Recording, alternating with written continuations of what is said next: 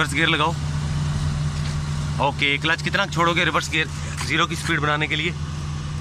शाबाश, इससे ज़्यादा नहीं, इससे ज़्यादा छोड़ दिया ना तो गाड़ी स्पीड के साथ भाग जाएगी। ओके, मूव करो ज़रा, मूव करो, इसी तरह ही मूव करो यार।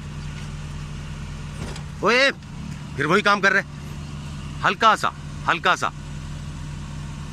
यस, ये बस इधर होल्ड कर लो, होल्ड कर लो यार, रोक ले उस जगह पे, स्टीयरिंग नू रोक ले, सॉरी ओनू ब्रेक छड़, पंजे ते थले रख, पहले क्लच नू पंजे थले रख, पंजे थले रख लिया, पर प्रेस कर।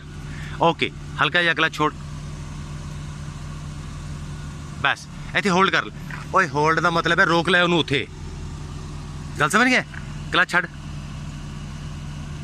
रोक ले, रोक ले, इतने रोक ले, रोक ले, क्लच रोक ले यार।